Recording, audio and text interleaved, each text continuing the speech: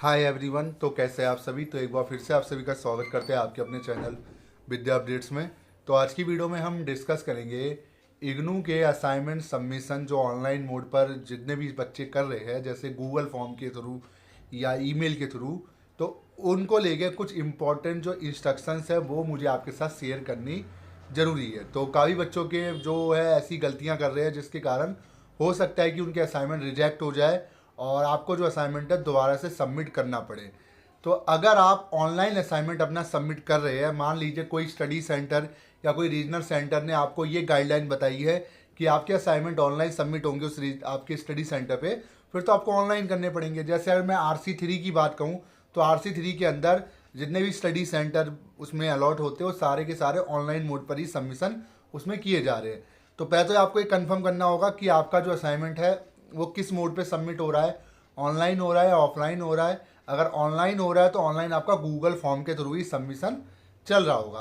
तो अब ये जो ऑनलाइन आपका असाइनमेंट सबमिशन आपका चल रहा है, तो इन्हीं को लेकर कुछ चीज़ें हैं जो कि आपको समझ लेनी बहुत ज़रूरी है, जो कि आपको आने वाले टाइम पे काम आएगी। सबसे पहली चीज़ देखिए, अगर आप ऑनलाइन सबमिशन के लिए जा रहे हो असाइनमेंट, तो पहले तो इतना ध्यान रखना, जो भी आप असाइनमेंट की पीडीएफ आप बना रहे हो तो वो पीडीएफ पूरी की पूरी क्लियर होनी चाहिए। क्लियर मतलब विजिबल होनी चाहिए आप उसकी जब पीडीएफ बना रहे हो।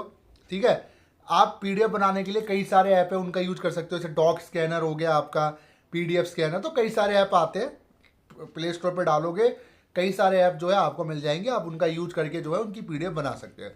इतना ध्यान रखना, पीडीएफ जब अब भी आप बनाओ उसी तरीके से आपको फॉर्मेट रखना है जैसे आप ऑफलाइन सबमिशन के लिए जा रहे हो। जैसे कि मान लीजिए फ्रंट पेज हो गया, क्वेश्चन पेपर हो गया, आपका आईडी कार्ड हो गया, क्वेश्चन पेपर हो गया, वैलिड क्वेश्चन पेपर इस ईयर का, फिर आपके असाइनमेंट के होते हैं। ठीक है, इसके अलावा हर असाइनमेंट के पेज के बॉटम पे सिग्नेचर और एनरोलमेंट नंबर आपका होना जरूरी है। ये भी आप नोट कर लीजिए, चाहे आप ऑनलाइन कर रहे हो या ऑफलाइन कर रहे हो। अब मुझे लगता है कुछ बच्चे कह रहे होंगे सर ऑफलाइन में मांगते हैं ऑनलाइन में नहीं मांगते। जी अब नहीं, ऑनलाइन में भी मांगते हैं। ठीक है, तो गाइडलाइन है, इस चीज़ को आपको समझना होगा।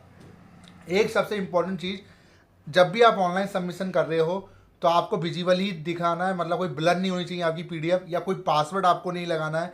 अगर ब्लर होती है या पासवर्ड अगर आप लगाते हो तो ऐसी कंडीशन में आपका असाइनमेंट जो है रिजेक्ट कर दिया जाएगा, फिर उसके नंबर जो है आपके कंसिडर नहीं होंगे। फिर आप सोचते होगे सर मेरे तो 9 महीने हो गए, 1 साल हो गए, नंबर क्यों नहीं आया, पता लगा वो तो रिजेक्ट हो गया। ठीक है, तो ये गलतियाँ करने से आप बचो। इसके अलावा अगर मैं बात करूँ, जब भी आप असाइनमेंट सबमिट करते हो तो अपने रजिस्टर्ड ईमेल से ही सबमिट करें।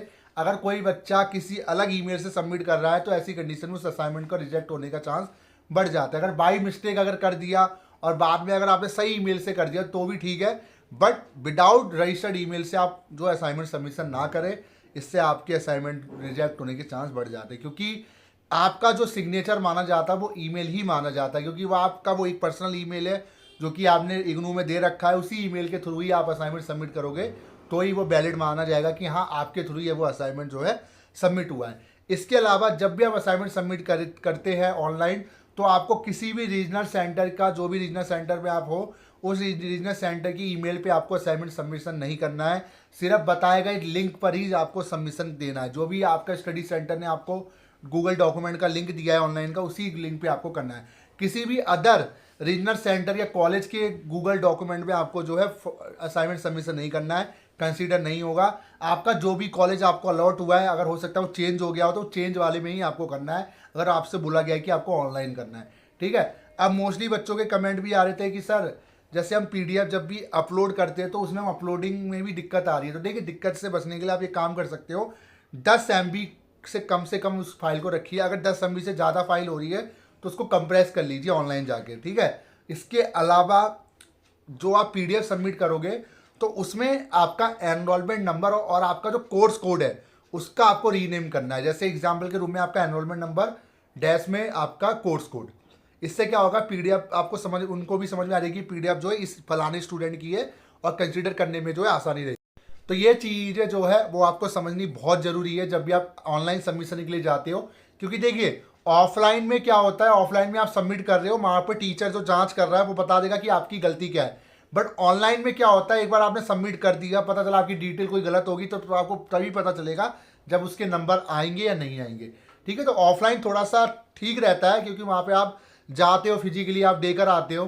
ठीक है। अगर मैं रिसिप्ट की बात करूँ तो जब आप ऑनलाइन सबमिशन करते हो तो उसमें आपको जो है एक गूगल डॉक्यूमेंट की तरफ से रिस्पॉन्स का मैसेज आता है कि आपका जो है इस कोड का जो असाइनमेंट है सबमिट हो गया। वो ही आपका प्रूफ है, वो ही आपका एविडेंस प्रूफ है, उसी को आपको संभाल के रखना है। एज फ्यूचर अगर नंबर नहीं लगते उस असाइनमेंट के तो आप उसको लेकर जो है इंक्वायरी कर सकते हो और अपने नंबर को जो है अपने ग्रेड कार्ड में ऐड करवा सकते हो। तो इन चीज़ों का ध्यान रखिए। बाकी कोई और डरने वाली इसमें बात है नहीं।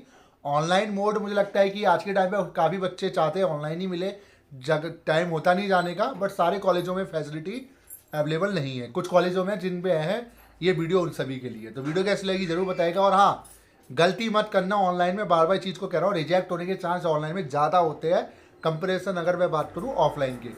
ऑफलाइन में नहीं होते, ऑनलाइन में ज़्यादा होते हैं। ब्लर हो जाती है पीडीएफ, पासवर्ड लग जाता है या कोई पेज मिसिंग हो जाता है, ये चीज़ें बचे। और हर एक पीडीएफ आपको अलग अलग सबमिट करनी है। वो तो हो सकता है आपका फॉर्म जैसे बोल रहा हूँ, बट सेपरेट आपको फाइल अलग अलग बनानी है, एक साथ नहीं अपलोड करनी है। ठीक है।